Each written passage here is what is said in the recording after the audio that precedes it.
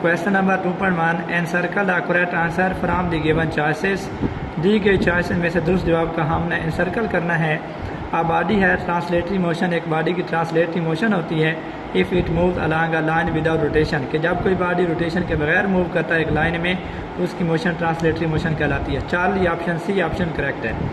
The motion of a body about an axis is called, एक axis के about किसी भी बॉडी की मोशन कहलाती है रोटेटरी मोशन, कि किसी बॉडी का अपने एक्सिस के गिर्द घूमना रोटेटरी मोशन कहलाता है।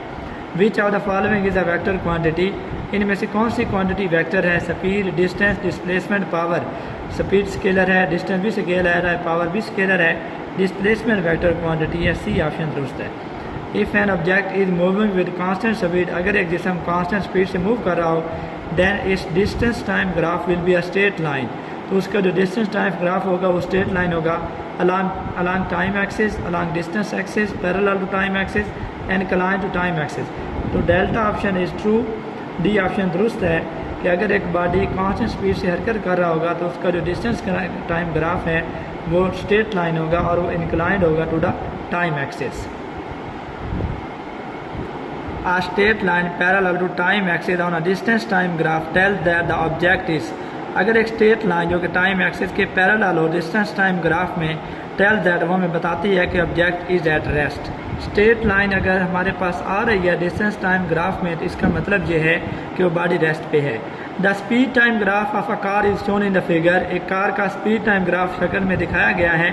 Which are the following statement true, इनमें से कौन सी स्टेटमेंट ट्रू है?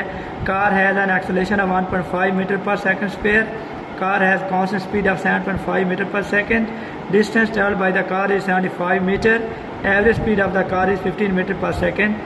True option is C, distance traveled by the object is by the car is 75 meter। इसको हम कैलकुलेट कर लेते हैं। हमें पता है कि स्पीड टाइम ग्राफ का जो एरिया होता है वो न्यूमेरिकली इक्वल होता है distance moved by the object. तो यहाँ पे कार है तो कार ने जितना डिस्टेंस ट्रैवल किया है उसको हम इस जो ट्राइंगल हमारे पास है इसके एरिया से कैलकुलेट कर सकते हैं। तो ट्राइंगल जो है उसका एरिया होता है 1/2 इंटू बेस, तो इसकी बेस जो है वो 10 है, इंटू हाइट, हाइट यहाँ पे 15 है। तो 2 को अगर 10 पे तकसीम करेंगे 5 आएगा, 15 × 5 75, 75 मीटर जो है ना इसका दुरुस्त ऑप्शन आएगा कि कार का डिस्टेंस ट्रैवल है वो 75 मीटर है।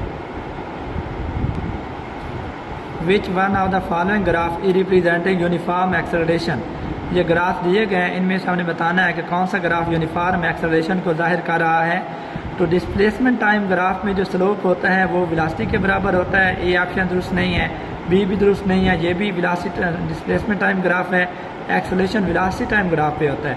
सी ऑप्शन में देखें तो बॉडी की स्पीड कम हो रही है लेकिन जहाँ यूनिफॉर्म एक्सेलरेशन है यूनिफॉर्म वेलोसिटी से डिक्रीज़ हो रही है।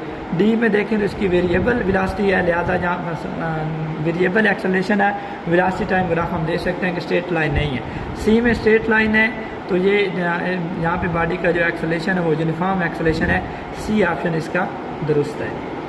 By dividing displacement of a moving body with time, अगर आप किसी मूविंग बॉडी के डिस्प्लेसमेंट को टाइम पे डिवाइड करें वो ऑब्टेन, तो हमें पता है कि वेलोसिटी बराबर होती है डिस्प्लेसमेंट डिवाइडेड बाय टाइम। तो दुरुस्त ऑप्शन है वेलोसिटी, सी ऑप्शन दुरुस्त है। A ball is thrown vertically upward, एक बॉल को वर्टिकली ऊपर की जाने फेंका गया है। Its velocity at the highest point is 0, कि जब भी किस जिस्म को हम नीचे से ऊपर फेंकते हैं जैसे जैसे वो ऊपर जाता है उसकी वेलोसिटी डिक्रीज होती जाती है और हाईएस्ट पॉइंट पर जाके उसकी वेलोसिटी 0 हो जाती है।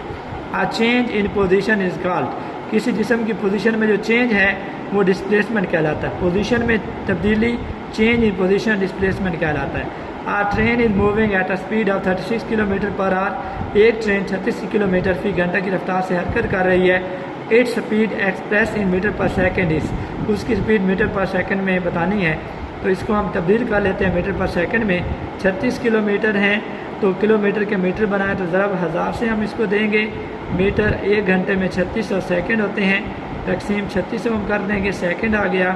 2 सिफरें 2 सिफरों से कट जाएंगी, 36 से 36 कट जाएगा तो इस बॉडी की स्पीड रह जाएगी 10 मीटर फी सेकेंड। ये ऑप्शन इसका दुरुस्त है। A car start from rest, एक कार रेस्ट से चलना शुरू करती है। It acquires a speed of 25 metre per second after 20 second, 20 second के बाद उसकी वेलोसिटी 25 मीटर पर सेकेंड हो जाती है। The distance moved by the car during this time is, इस टाइम में कार ने कितना फासला तय किया है, डिस्टेंस ट्रेवल हमने मालूम करना है। तो डिस्टेंस ट्रेवल का फार्मूला हमारे पास होता है एस बराबर है वी टी, वी जहाँ पे एवरेज वेलोसिटी है, तो चूँकि कार रेस्ट से स्टार्ट कर रही है उसकी इनिशियल वेलोसिटी 0 है और उसकी फाइनल वेलोसिटी 25 है बटा 2, और इसका जो टाइम है वो 20 सेकंड है। तो 0 जमा 25 25 होता है, 25 तकसीम 2 इंटू 20, 2 को हम काट देंगे, 20 के साथ 10 आएगा, 25 × 10 250 मीटर।